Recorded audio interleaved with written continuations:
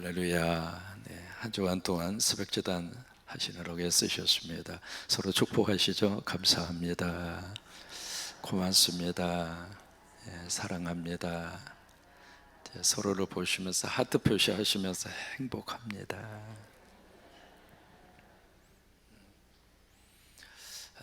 야고보서의 이 편지를 성령의 감동으로 야고보를 통해서, 이 야고보는 누구냐면 예수님의 동생 야고보예요. 편지를 쓰면서 1장 1절에 이렇게 시작을 해요. 하나님의 종 야고보다, 또 하나 주 예수 그리스도의 종 야고보다. 본인이 그렇게 소개를 하면서 성령의 감동으로 자신을 통해서 쓴 이 편지를 받는 그 대상자들을 그렇게 거기다가 기록하고 있습니다. 흩어져 있는 12지파에게, 어느 한 장소에서 살다가 여러 가지 여건, 환경 때문에 흩어진 겁니다. 삶의 자리가 전혀 새로운 삶의 자리에서 거기서 이제 살아가고 있는데, 그냥 사는 것이 아니라 믿음의 사람들이죠. 그러니까 하나님의 자녀들입니다. 그래서 12지파라고 그런 거예요. 그들에게 편지를 쓰면서 이 편지의 첫 번째 1장 2절에 뭐라고 기록하느냐면, 당신들이 여러 가지 시험을 당하거든. 가정법으로 되어져 있습니다만은 사실 그들이 여러 가지 어려움 가운데 있습니다. 환난 가운데 있습니다. 시험 가운데 있습니다. 그리고 시련 가운데 있습니다. 여러분, 지금 이 시대에 우리가 신앙생활을 한다고 하는 것은 두 가지 면에 있습니다. 첫째는 참 감사해요. 믿음 생활을 한다고 해서 고통이 직접적으로 가해지거나, 예배 드린다고 해서 어떤 고난이 다가오거나 그런 환경이 아니거든요. 그래서 마음대로 와서 기도하고 마음대로 찬송하고, 이 자체가 우리들에게 있어서는 너무 감사해요. 그러나 또 한편 신앙이 게으르질 수 있다고 하는 거예요. 이런 질문을 한번 던져볼까요? 여러분, 북한에서 만약에 예수를 믿는다면 예수 믿는 척 할 수 있을까요? 없을까요? 없습니다. 아니, 예수 믿는 척 하면서 목숨을 내놓고 목숨을 걸 만한 사람이 누가 있어요? 어떤 의미에서 북한의 지하에 있는 성도들은 어떤 의미에서 알곡이죠. 쭉정이가 있을 수가 없어요. 그 이야기를 오늘 우리 속에다가 대입을 해서 본다면, 우리 이쪽에 대한민국에서 신앙생활하는 우리들에게 있어서 과연 북한의 지하의 성도들처럼 우리들 안에 그런 믿음과 그런 복음과 그런 신앙의 태도가 우리들에게 있는가, 그 생각을 한번 해보는 거예요. 오늘 이 야고보 이 편지를 쓰면서 오늘 말씀에 뭐라고 기록을 하는가, 그들에게 이것을 다시 가르쳐 줍니다. 참으라 이거예요. 인내를 다시 한번 그들에게 말씀으로 꺼내놓고 있는데, 참는데 어떻게 참는가? 길이 참으라. 벌써 이제 야고보서 1장 3절부터 이 말씀을 꺼내놓고 있거든요. 너희가 여러 가지 시험을 당하고 미련의 시련을 당하고 있는데, 그 속에서 짜증내고 원망하고 그러지 말고 믿음의 시험과 시련 속에서 너희들이 온전히 기쁘게 여겨라. 이게 이제 야고보서의 첫 번째 1장에서 그들에게 던져주고 있는 말씀이거든요. 또 하나, 기쁘게 여길 뿐만이 아니라 그 속에서 인내하고, 인내를 온전히 이루어라. 인내를 온전히 이루어라. 1장 4절의 말씀은 인내를 가지고 끝까지 달려야 할 그 길을 달려가라, 그 말이에요. 중간에 포기하지 말고. 오늘 본문의 말씀도 바로 그렇게 말씀이 시작이 됩니다. 그러면서 여기 7절 말씀에 같이 한번 읽겠습니다. 주의해서 읽으시기 바랍니다. 7절 시작. 이제는 좀 아시겠죠? 형제 자매들아, 주께서 강림하시기까지 어떻게 참아요? 길이 참으라. 참는데, 인내하는데 한두 번 인내하고 내가 이 정도만 인내했으면 됐지, 그리고 끝내는 인내가 아니라 끝까지 달려가는 그 길을 마칠 때까지 참고 참고 또 참고 또 참고 또 참고. 그래서 이제 인내라 참으라라고 하는 말씀은 길이 참으라라고 하는 말씀을 하시는데, 이제 그러면서 여기에 세 가지 종류의 사람을 예로 여기서 들고 있습니다. 누구처럼 인내하는가? 농부들처럼 인내해라. 두 번째, 성경의 소리가 만나고 있는 많은 선지자들처럼 당신들도 길이 참으라. 세 번째로 여기서 이제 우리가 기억하고 있는 욥을 꺼내 듭니다. 욥의 결말을 너희들이 알고 있는 것처럼 욥과 같이 길이 참으라. 이 세 가지를 그들에게 딱 제시합니다.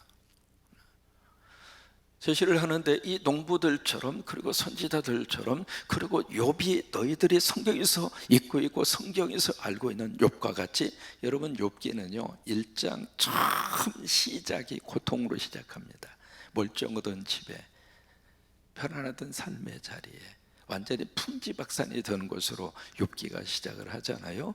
그때부터 욥기 2장부터 41장까지 그 속에서는 뭐가 있느냐면 계속 욥의 친구들이 등장하기도 하고, 소발, 빌다, 엘리바스 뭐 그런 욥의 친구들이 등장하기도 해서 수없이 많은 대화와 논쟁이 일어나고 있습니다만은, 사실 욥기 2장에서 41장까지는 욥의 인내입니다.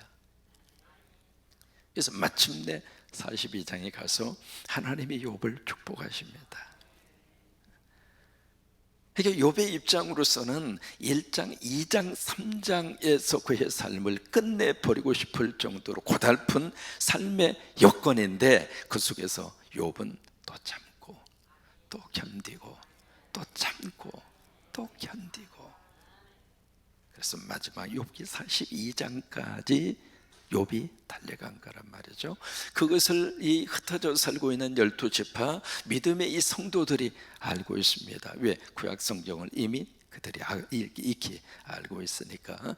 그러니까 이 세 가지 부류를 딱 제시하면서 이들처럼 당신들도 길이 참아라. 그러면 이 세 부류를 통해서 왜 길이 참으라고 말씀을 하시는가? 그 이유가 두 가지입니다. 첫째는 열매 때문에 그렇습니다. 우리 7절 말씀에 농부가 길이 참아서, 이제 농부에 대한 말씀을 하시면서 열매를 말씀하시거든요. 7절을 처음부터 같이 한번 읽겠습니다. 그러므로 형제 자매들아, 주께서 강림하시기까지 길이 참으라. 보라, 농부가 땅에서 나는 귀한 열매를 바라고 길이 참아 이른 비와 늦은 비를 기다리라니, 너희도 길이 참고 마음을 굳건하게 하라. 주의 강림이 가까우시니라.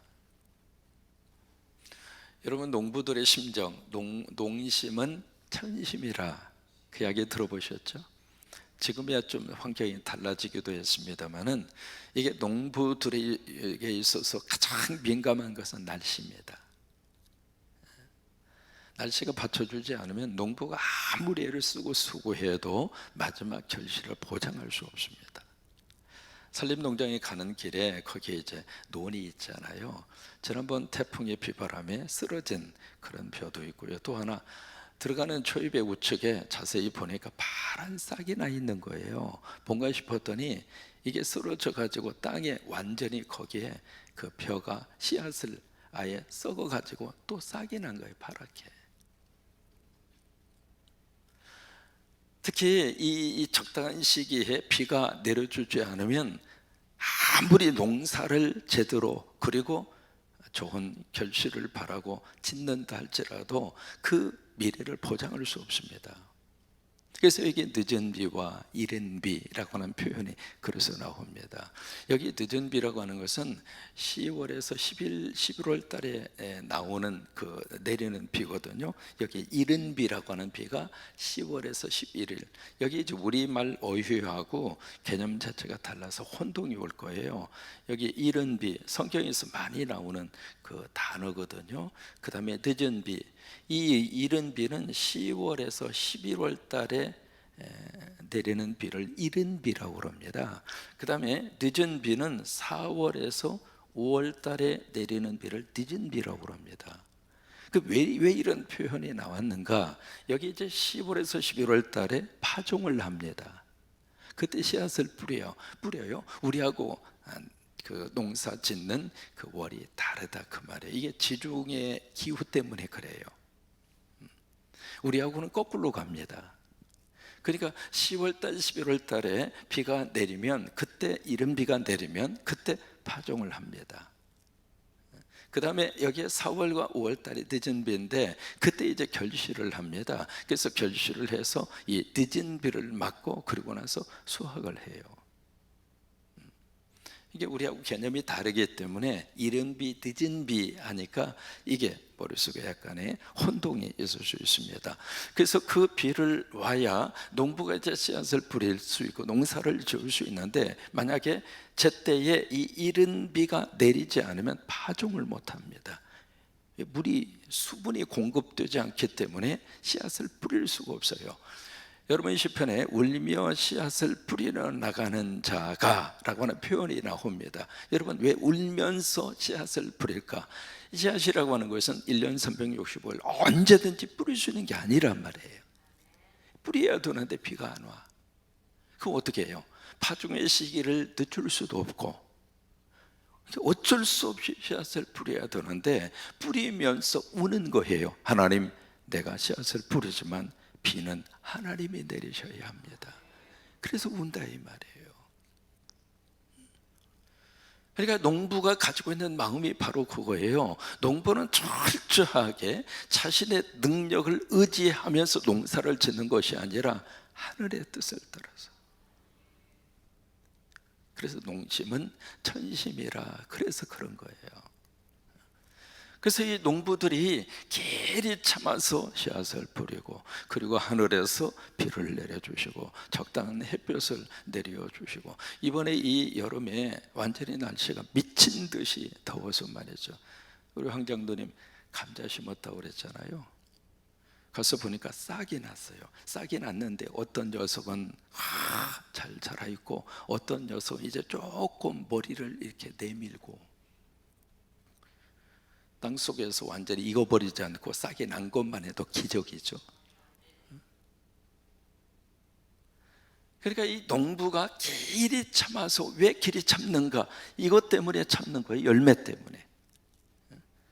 그래서 수확을 우리가 거두는 것처럼, 지난번 우리 고구마 수확했다고 말씀드렸잖아요. 비가 막 쏟아져서 그 다음날 햇볕이 쫙 떠서 다시 이제 그걸 말렸어요. 잘 말려가지고 박스에다가 다 이렇게 담아가지고, 우리 이제 그 추록에 있잖아요, 교회에. 거기다 박스를 다 담아서 싣고 오는데, 어제 최장도님이 잠깐 사진을 보여주시면서 와, 추록이 한 추록 된 거예요. 그냥 고구마가. 여러분 주일날 판매할 테니까 사세요. 그냥 공짜로 드리고 싶지가 않아요. 왜요? 십자가를 세우고 싶어하는 그 욕심 하나로 그 무더운 날, 그리고 뙤약볕에서 수고하고 그리고 애쓴 그 목적이 십자가에 있으니까 우리도 그 목적에 동참한다, 이렇게 생각하시고, 아셨죠? 아멘 안 하셔도 좀 하세요. 좀 사서 잡숴 보세요. 그 자리에서 튀겨서 줬거든요. 튀겨서 고구마 먹어보니까 맛있어.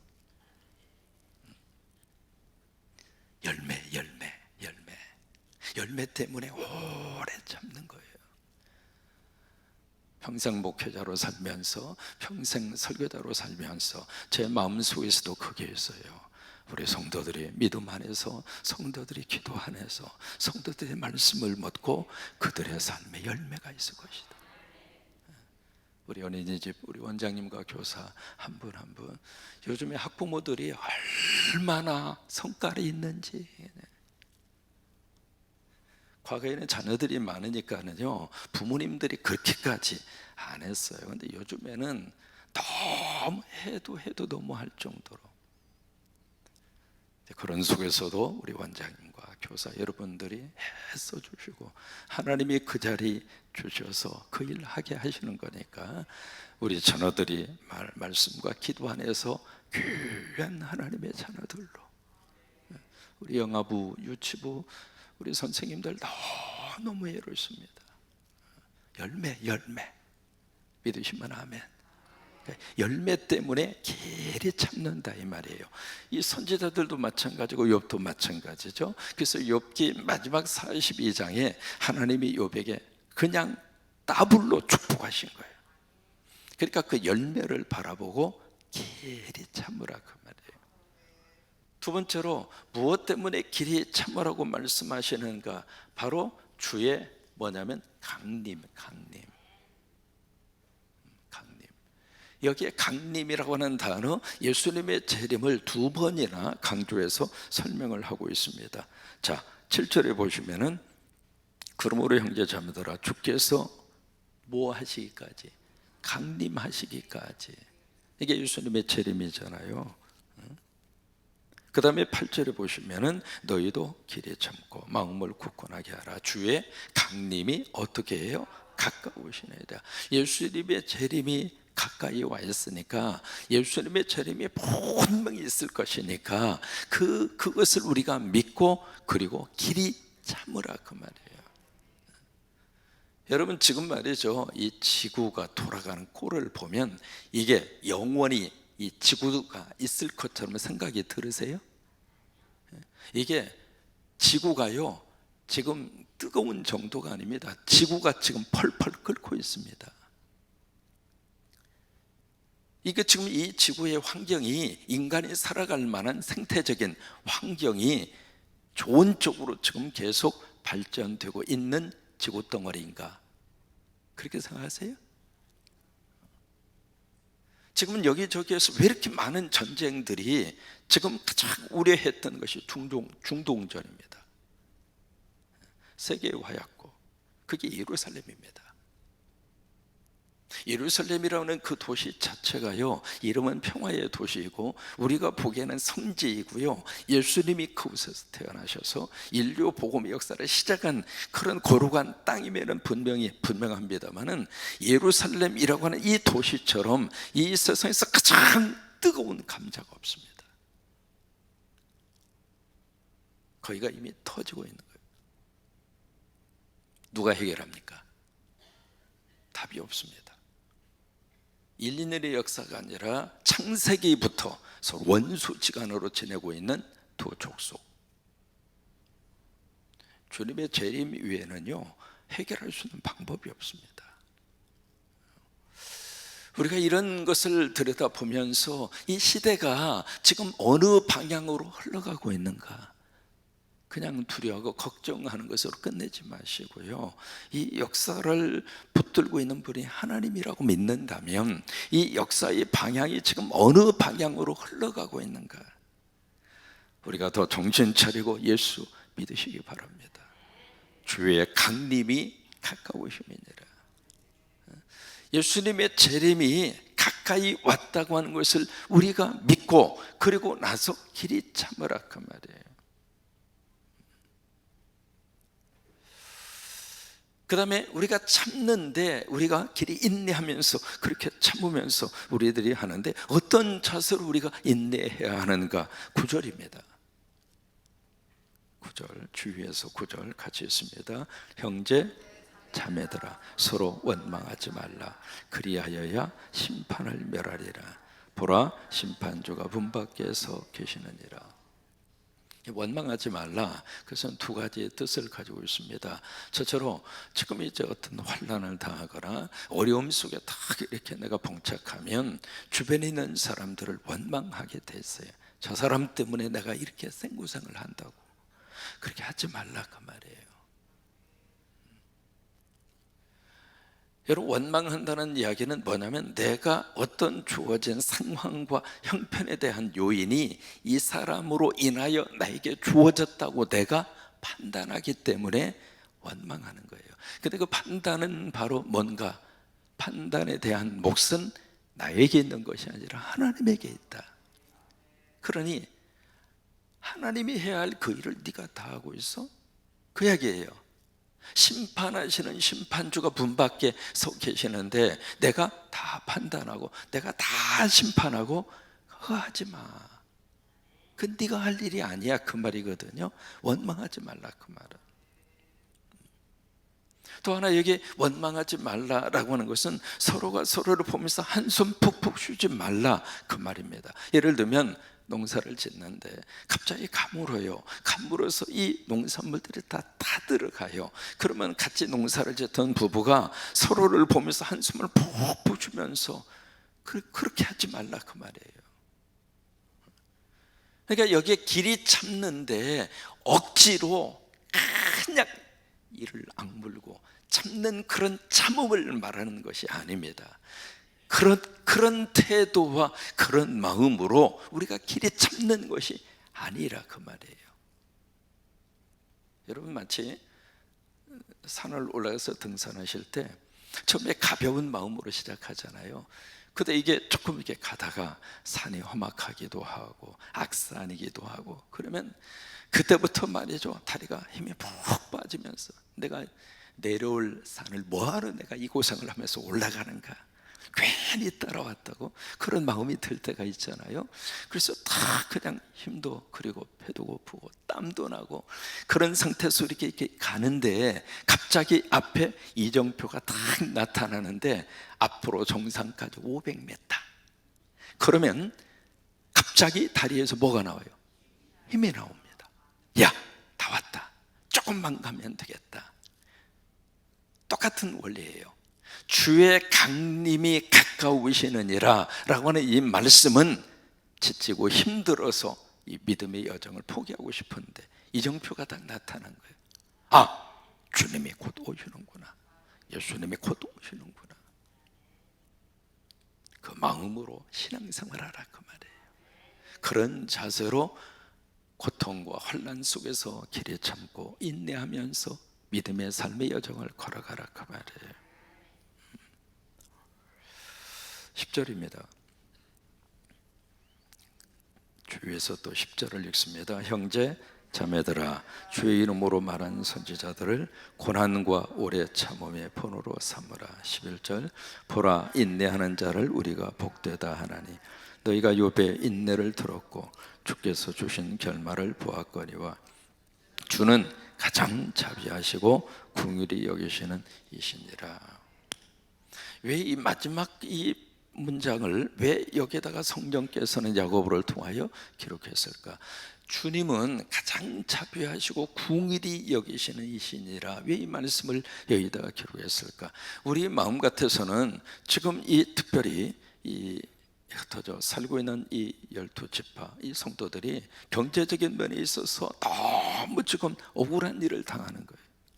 그래서 그 앞에 그 문제가 그래서 기록이 되어 있는 거예요. 정당한 일한 것에 대한 대가를 제대로 지금 받지도 못하고 있고 악독 업주를 만나서 자기들은 호화호식하고 사치하고 방탕하고 여기에 있는 이 크리스찬들은 그냥 억울한 일을 당하고 그리고 그냥 고생하면서 먹고 사는 문제 때문에 너무 힘든 그런 상황 속에 있고 바로 그런 상황이거든요. 그러면 그런 속에 있으면서 아니 하나님 뒤집어 엎어버리든지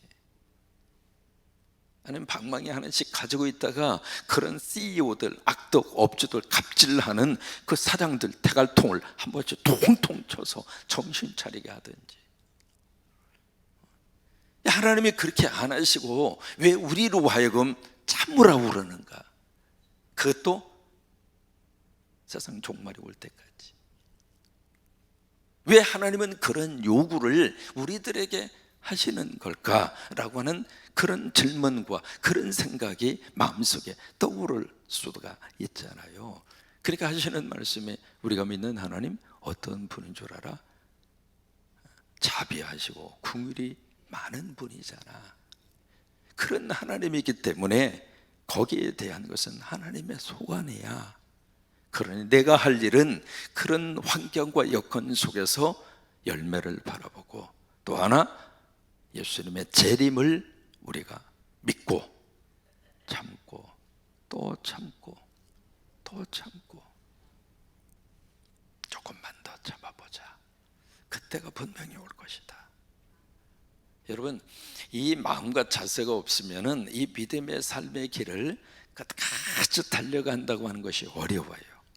근데 또 참고, 하나님은 내 마음 아실 거야. 하나님은 내 기도를 들으실 거야. 하나님은 이 믿음의 자리를 지키려고 하는 이 성도들의 이 몸부림을 하나님은 알고 계실 거야.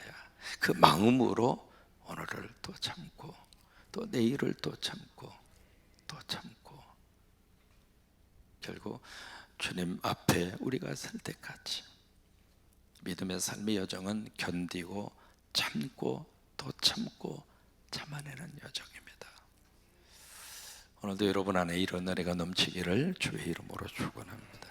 우리 아이들 양육하는 부모님들 마음속에 여러분 그런 생각 안 들어요? 이번에 이제 그 저기를 보면서 우리들은 어떻게 애를 길러냈지? 하나도 기억나는 게 없어요. 그래서 이제 생각해 봤어요. 왜 이렇게 기억이 안 나나 싶었더니 기억이 안 나야 자녀들이 사랑스럽겠구나. 자녀들이 부모한테 어렸을 때 했던 거 다 기억하면 어떻게 그 자식을, 그렇잖아요, 다 잊어버리게 하신 거예요. 그것도 참 감사하더라고요. 그것도 끊임없이 참고 끊임없이 참고, 그렇게 해서 내가 존재하고 있고, 그렇게 해서 우리 자녀들을 양육하고 있고, 그렇게 해서 우리 손주들이 자라고 있고 그런 거예요. 근데 그 심정이 하나님의 심정이더라고요. 하나님, 여러분 길이 참아주시는 분은 내가 아니라 하나님이세요. 하나님이 나를 들여다보면서 또 참아주시고 또 참아주시고 또 참아주시고, 어느 때까지 하나님의 거룩한 형상이 온전히 회복되어 천국의 백성이 되어 천국이 올 때까지, 그때까지 하나님이 우리를 위하여 참아주십니다. 그 하나님 믿고 우리도 조금만 더 기다리고 조금만 더 참으시게 되기를 바랍니다. 같이 우리 찬양하십니다. 조금만 더 기다려라.